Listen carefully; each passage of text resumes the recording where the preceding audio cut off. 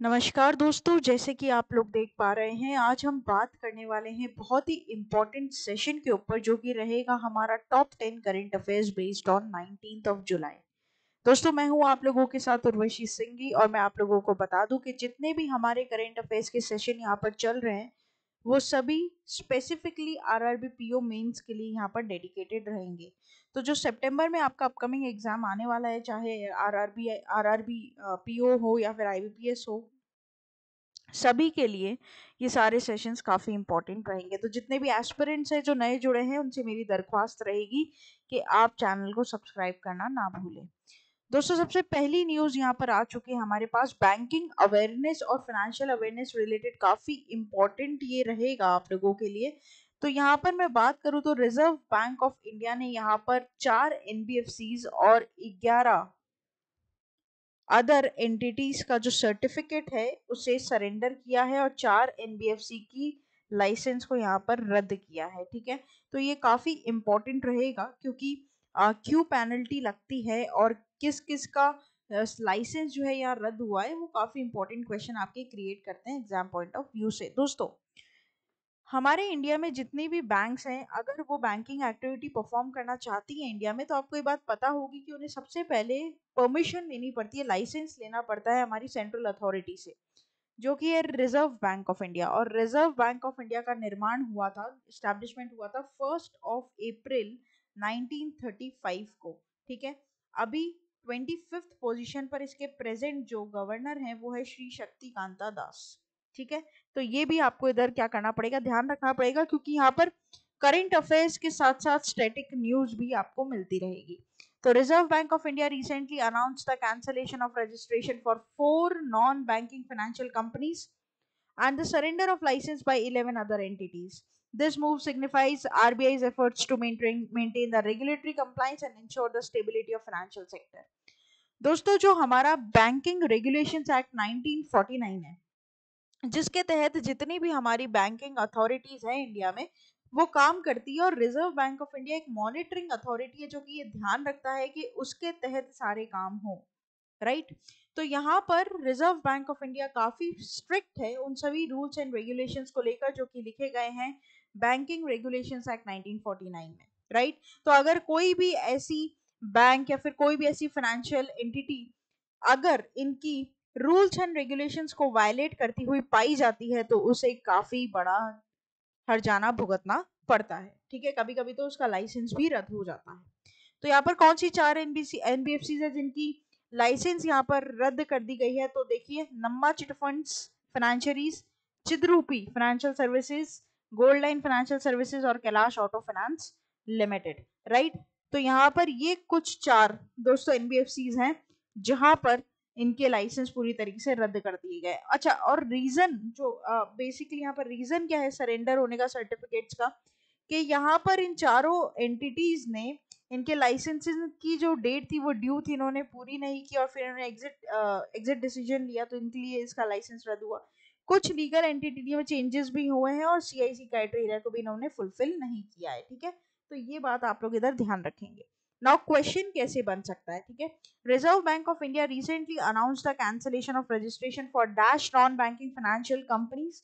तो करेक्ट हो जाएगा 4 एंटिटीज के अभी लाइसेंस रद्द हुए हैं, और 11 के सर्टिफिकेट सरेंडर किए गए हैं। आगे बात करते हैं न्यूज नंबर 2 की, जो कि आपके एग्जाम पॉइंट ऑफ व्यू से काफी इंपॉर्टेंट रहेगा। और मैं आपको बता दूं दोस्तों कि यहाँ पर सिर्फ वही न्यूज आप लोग को पढ़ाई जाएगी जो एक्चुअल में आपके एग्जाम पॉइंट ऑफ व्यू से काफी इंपॉर्टेंट रहती है। दोस्तों, car trade tech to acquire OLX India's auto business for 537 crores। तो यहाँ पर कार ट्रेड टेक, जो कि क्या है, बेसिकली ऑनलाइन प्लेटफॉर्म कंपनी है जहाँ पे कार आप खरीद बेच सकते हैं। तो इन्होंने OLX के ऑटो सेक्टर को पूरी तरीके से एक्वायर करने की बात करी है, और इसका बजट भी यहाँ पर डिस्कस कर लिया गया है 537 करोड़। ये क्यों न्यूज में है, इसके ऑलरेडी मैंने बुलेट पॉइंट्स देखो यहाँ पर बना दिए आपको।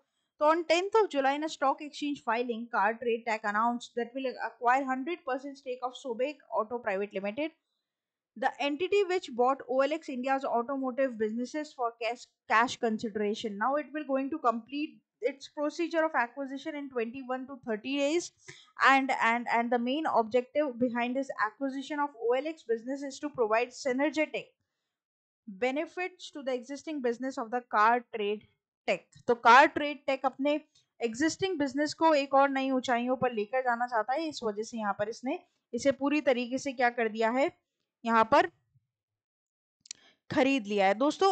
और भी सारे बहुत सारे बेसिकली ब्रांड जैसे कार वाले हैं, बाइक वाले हैं, कार ट्रेड एक्सचेंज है, एंड्रॉइड ऑटो है, ऑटो बिज है, ठीक है, श्रीराम ऑटो मॉल है, कार ट्रेड है. तो ये बहुत सारे प्लेटफॉर्म्स यहाँ पर ऐसे रहते हैं, ठीक है, आपको ये ध्यान रखना है. अब यहाँ पर जो लीडिंग मार्केट प्लेस है ऑटोमोटिव सेल्स में, वो ऑब्वियसली कार ट्रेड टेक की है, और ये बहुत ही प्रॉफिटेबल और स्केलेबल बिजनेस मॉडल यहाँ पर बताया जा रहा है, ठीक है. क्वेश्चन आप कैसे एक्सपेक्ट कर सकते हैं, among the following which tech company recently acquire OLX India's auto business for 537 crores. तो करेक्ट हो जाएगा कार ट्रेड टेक. आगे बात करते हैं न्यूज नंबर 3 के ऊपर. दोस्तों काफी इंपॉर्टेंट रहेगा यहाँ पर सागर संपर्क, ठीक है. इसको इनॉग्रेट करने वाले यहाँ पर कौन हो जाते हैं, तो ये इनॉग्रेट किया गया है दोस्तों सर्बानंद सोनोवाल जी के द्वारा, ठीक है. तो यहाँ पर आप इसका नाम ध्यान रखेंगे, सागर संपर्क, ठीक है. अब क्या है ये, इसके बारे में बात करते हैं. ऑलरेडी बुलेट पॉइंट्स आप लोगों के सामने है जिन्हें आप पढ़ेंगे दोस्तों. With the aim of fostering digitalisation in the maritime domain, Sarbananda Sonowal, the Union Minister of Ports, Shipping and Waterways launched Sagar Sampark, an indigenous differential global navigation satellite system.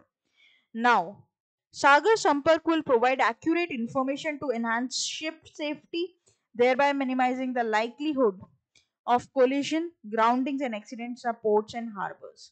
तो यहाँ पर बेसिकली इसका मेन ऑब्जेक्टिव क्या है कि जो ships हैं उन्हें बिल्कुल सही जगह पे पोजीशन किया जा सके, और उसकी सारी जो डेटा है प्लेसेस के वगैरह, ये सब कुछ आपको ग्लोबल नेविगेशन सैटेलाइट सिस्टम के थ्रू मिलेगा, और जितने भी इन एक्यूरेसीज है, रेक्टिफाइंग एरर्स है, उनको रेक्टिफाई यहाँ पर कर सके, ठीक है. कहने की बात ये है.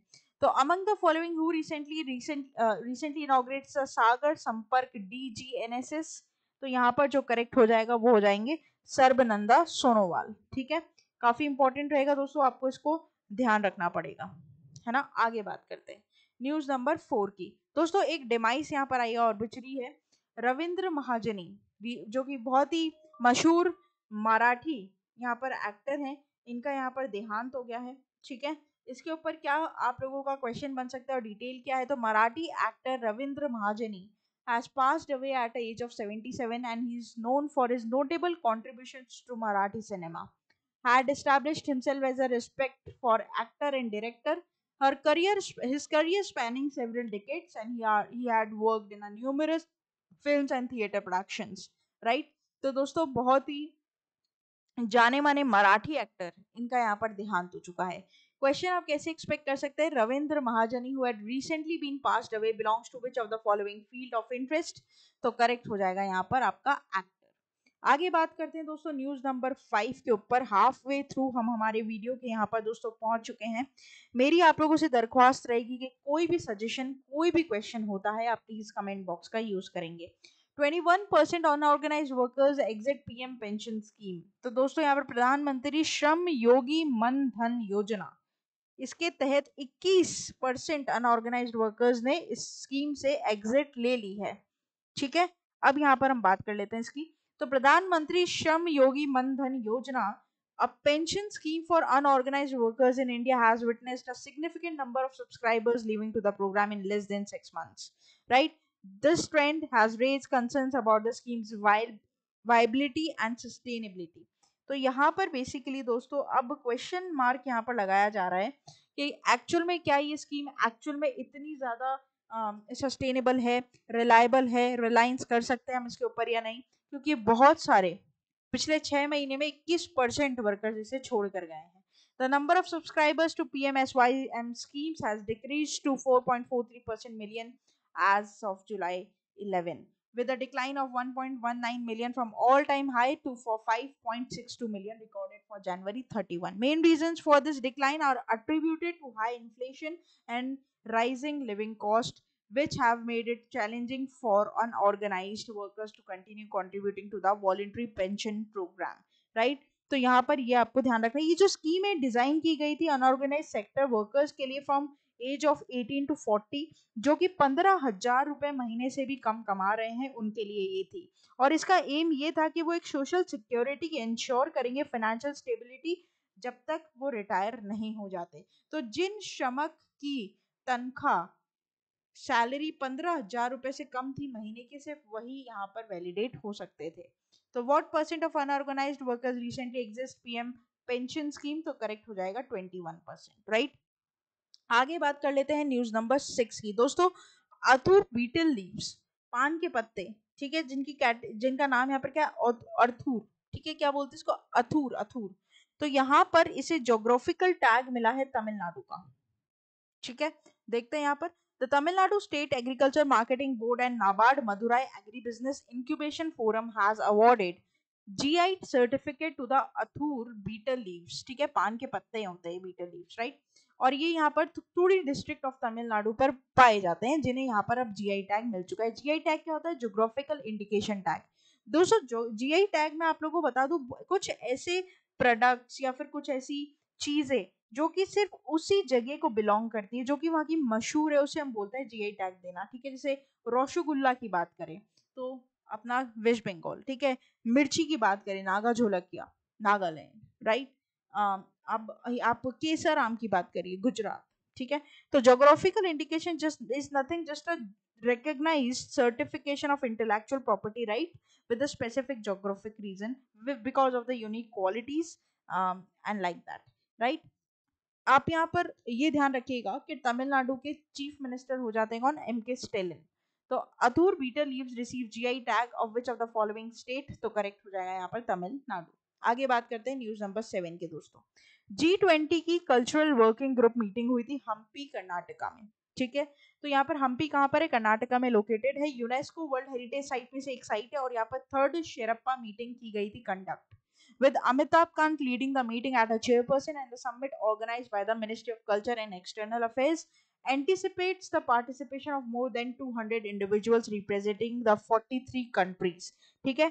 तो यहाँ पर ध्यान रखिएगा कि थर्ड शेरप्पा G20 मीटिंग कहाँ हुई है, हम्पी में, कर्नाटका, ठीक है। ये काफी इंपॉर्टेंट यहाँ पर हो जाता है। दोस्तों आपको ये तो पता ही होगा कि इस समिट की थीम क्या है, मैंने आप लोगों को बहुत बार अपने सेशंस में पढ़ाया है, तो वसुधैव कुटुंबकम, ठीक है, काफी इंपॉर्टेंट रहेगा ये। इसमें एरिया ऑफ डिस्कशन क्या क्या रहे हैं, तो एरिया ऑफ डिस्कशन यहाँ पर बेसिकली सस्टेनेबल डेवलपमेंट गोल्स को लेकर रहे हैं, ठीक है। उसके बाद ग्रीन डेवलपमेंट को लेकर रहा है, इकोनॉमिक ग्रोथ को लेकर रहा है, उसी के साथ साथ किस तरीके से डिजिटल पब्लिक इंफ्रास्ट्रक्चर को बढ़ाया जा सकता है उसके बारे में, टेक्निकल इंफॉर्मेशन के बारे में, ये सारी चीज़ों को लेकर यहाँ पर ये सबसे बड़े इम्पोर्टेंट मतलब बेसिकली जो टॉपिक्स बने इस मीटिंग के वो ये बने हैं, ठीक है। अच्छा, हम्पी जो है वो वर्ल्ड हेरिटेज साइट यूनेस्को के द्वारा 1986 में डिक्लेयर किया गया था, ये भी आपको ध्यान रखना है। और ये हम्पी जो है वो तुंगभद्रा रिवर के ऊपर सिचुएटेड है।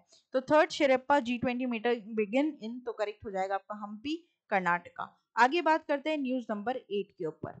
Wholesale prices shrink deeper into deflationary zone. दोस्तों जो WPI है, देखो दो तरीके की स्टैट्स निकल कर आते हैं, एक आता है कंज्यूमर प्राइस इंडेक्स, एक आता है होलसेल प्राइस इंडेक्स। WPI जो जून में निकल कर आया है उसमें डिक्लाइन देखने को मिला है 4.12% का प्रीवियस ईयर के मुकाबले। और बहुत सारे सेक्टर्स में जैसे mineral oils, food products, basic metals, crude, petroleum, natural gas, textiles में गिरावट देखने को मिली है। देखो ज्यादा गिरावट भी अच्छी नहीं है और ज्यादा चढ़ा हुआ भी अच्छा नहीं है, एक मिडिल पोजीशन हमें मेंटेन करके रखनी पड़ती है, क्योंकि ज्यादा गिर जाएगा तो डेवलपमेंट नहीं हो पाएगा और बढ़ जाएगा तो हम खरीद नहीं पाएंगे, तो फिर इन्फ्लेशन वाला हिसाब बैठ जाता है। तो इन्फ्लेशन और डिफ्लेशन के बीच की जो स्थिति रहती है, हमेशा हम यही चाहते हैं कि हमें वही पोजीशन अटेन होती रहे, ठीक है, ताकि जो हमारा कंट्री है वो ग्रोथ भी करता रहे और बहुत ज्यादा इन्फ्लेशन भी हमें देखने को ना मिले।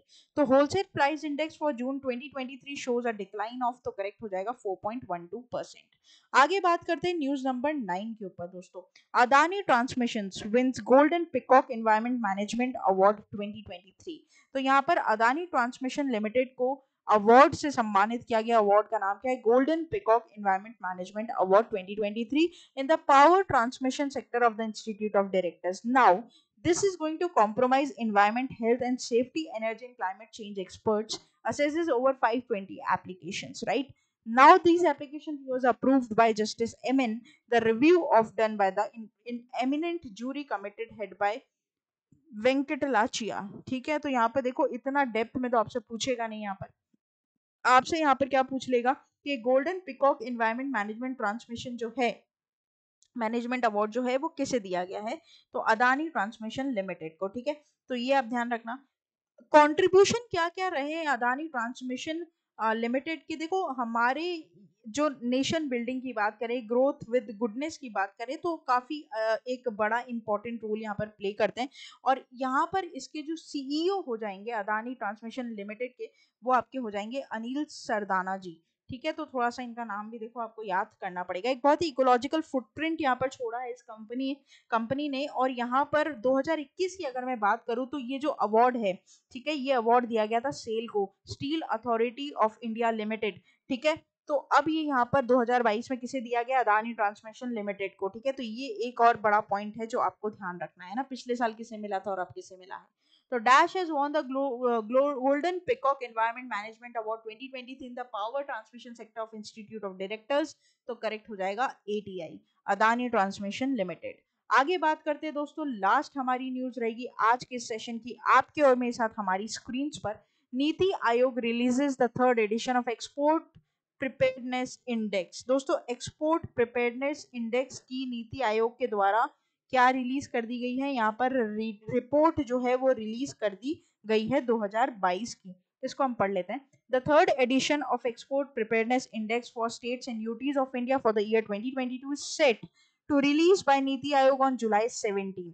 This index assesses the export of performance for Indian states and UTs considering the global trade context for financial year 2022, ठीक है। यहाँ पर एक बहुत ही important रोल प्ले करता है, क्रूशियल रोल प्ले करता है for stimulating the economic growth and development for any of the countries.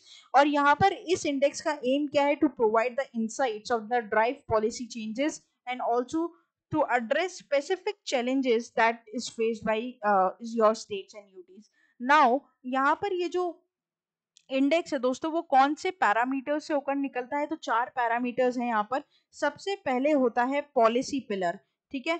Policy pillar सबसे पहला यहाँ पर इसका क्या होता है, टेस्ट होता है, मतलब सबसे पहला पैरामीटर होता है जिसमें यहाँ पर पूरे स्टेट की और डिस्ट्रिक्ट लेवल की जो काम है उसकी फ्रेमवर्क को यहाँ पर टेस्ट किया जाता है, ठीक है। दूसरा होता है बिजनेस इकोसिस्टम, ठीक है। दूसरा यहाँ पर क्या हो जाएगा, बिजनेस इकोसिस्टम, राइट। और तीसरा यहाँ पर हो जाता है एक्सपोर्ट इकोसिस्टम, और फिर चौथा हो जाता है एक्सपोर्ट परफॉर्मेंस। तो ये 4 इंपॉर्टेंट पिलर्स होते हैं। एक्सपोर्ट इकोसिस्टम में क्या होता है, रिसर्च एंड डेवलपमेंट देखी जाती है, और एक्सपोर्ट परफॉर्मेंस में यहाँ पर कि ग्लोबली आपका स्टेट और डिस्ट्रिक्ट लेवल किस तरीके से परफॉर्म कर रहा है, ठीक है। तो 4 पिलर हैं यहाँ पर। तो over how many parameters EPI assesses the performance of states and UTIs, तो आपका करेक्ट ऑप्शन हो जाएगा 4 पैरामीटर्स, ठीक है। काफी इंपॉर्टेंट है। चारों पैरामीटर्स की यहाँ पर मैंने आपको नाम लिखकर बता दिए दोस्तों, ताकि आप लोग को अगर एग्जाम में डेप्थ में क्वेश्चन बने तो आप उसे सॉल्व कर सकें, ठीक है। कभी कभी होता है ऐसा कि इंडेक्सेस और रिपोर्ट्स इंडिसेस पर क्वेश्चन पूछ लेता है कि बताओ कौन कौन से पैरामीटर्स पर यहाँ पर टेस्ट लिया जाता है और कितने पैरामीटर्स हैं, राइट। तो ये था हमारा पूरा टॉप 10 करंट अफेयर्स का सेशन को यहीं पर विश्राम देंगे, वीडियो को यहीं पर खत्म करेंगे। और यहाँ पर डेली वीडियोस पाने के लिए होम सेक्शन को फॉलो कर सकते हैं। शॉर्ट्स आपकी नॉलेज को 1 मिनट में अपलिफ्ट करेंगे। लाइव कंटेंट मिलेगा कम्युनिटी बेस पर जाकर, मेरे द्वारा अपलोड किए गए MCQs को आप सॉल्व कर सकते हैं। और ना केवल यूट्यूब बल्कि फेसबुक, ट्विटर और इंस्टा पर भी आप हमारे साथ जुड़ सकते हैं। सब्सक्राइब करना ना भूलें, बेल आइकन को जरूर प्रेस कर दें ताकि अपलोडेड वीडियोस की नोटिफिकेशंस आप लोगों को मिलती रहे। और साथ ही साथ दोस्तों आप मेरे साथ डायरेक्टली जुड़ सकते हैं टेलीग्राम चैनल पर, जहां पर आपको इन सभी वीडियोस की लिंक और PDF सबसे पहले मिलेगी। और हमारी ऑफिशियल वेबसाइट है avision.co.in, जहां पर आप अपने आप को हसल फ्री रजिस्टर करवा सकते हैं with minimal prices of 199 rupees and 599 recommended plan. कोई भी दिक्कत होती है, क्वेरी होती है, व्हाट्सएप के through hassle free, without any problem, without any your hesitation, आप हमसे कॉन्टैक्ट कर सकते हैं। Live classes, test series, prime membership, सबके बारे में डिटेल आपको मिलेगी। तो फिर देर किस बात की दोस्तों, जुड़े रहिए, बने रहिए और देखते रहिए आगे आने वाले और सेशंस को। तब तक के लिए thank you so much and have a nice day.